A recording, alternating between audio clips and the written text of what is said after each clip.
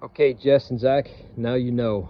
This is the Cybertruck as you know, and I'm not paying $800 for racks. So, I know you guys are handy, and I hope you guys go through that snowplow project of yours and the maybe snowblower instead of the snowplow like I told you to. But this is the rack thing. You know how these things pop up.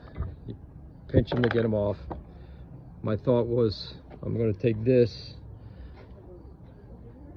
since this is box beam, steel box beam, 1.5 by 3 box beam, this fits exactly in there. Sits perfectly flat down in there. Now, keep this in mind, the directions you have to do. This has to be cut, and this is my design. You can follow it or not. You can do two different ways. You can basically cut the base wider, so it's, oh, don't knock that over.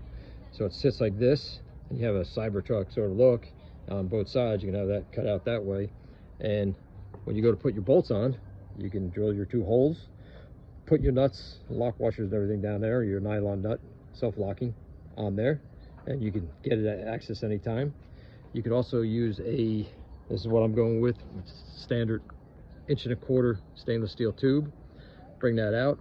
You can do 2 things. I'm going to do this. I'm going to stainless steel weld, since I do welding. I'm going to stainless steel weld that bead across there and on the back side here and have it. But my design, I decided to go a different route. I'm going to have this beveled. Let me get my picture here for you.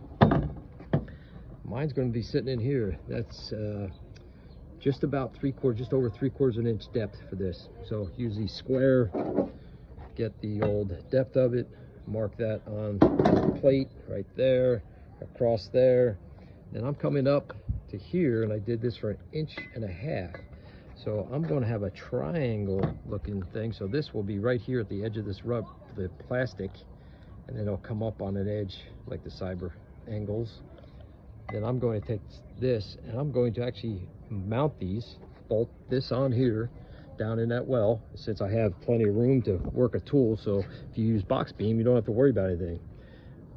You can do, like I said, 2 things. You can use the old C-clamps, the round ones, stainless steel, and put a bar down and bolt it, and this way you can get the nuts, unbolt it, and then get rid of it, right, if you don't want it. And then you can leave these on the truck, or just, hey, take those out and do them. I'm going to go the full right there. As you can see the pattern, it's going to be down in the well, in that well, and then it's going to have these 2 angles come up here.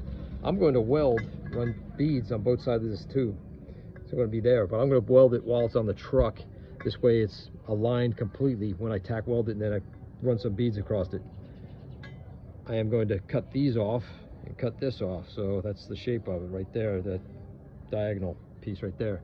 So this will be welded on there. All I have to do is take 1 nut off and 1 nut off on the back, and I take the whole assembly off. This way I do that. I will keep these in my glove box, because you know you can flex these things and then put them back on there to close that back up. So now you know it doesn't cost $800 for a pair of racks. This stuff is stainless steel tubing, 10-foot length. I'm just estimating, I didn't even measure the truck yet. Possibly two lengths of 10-footers. You probably get away with 1 short one, 1 long, 1 medium size, and 1 longer one. This stuff goes, I think, for $40–50 for 20-foot or 10-foot lengths. And then box steel, I'm sure you guys got some people or old junkyards around there that have some box steel or some welding units. I have plenty of this left over from my last project, so that it's not going to cost me anything since I already paid for it. But even a beam of this, I think that was a 20-footer though. That was $75 for 20 feet of it. So unless you plan on manufacturing these, I would just go to a junkyard or somebody that has a piece, or a scrap yard, or a welder. You know, somebody's doing projects, they probably have some. So now the 2 of you know that you can do this on your own. I'll show you a final product when I'm done, and you know, paint it up and all that stuff and welded. So all right, Zach and Jess, excellent show. Keep up the good work, bro.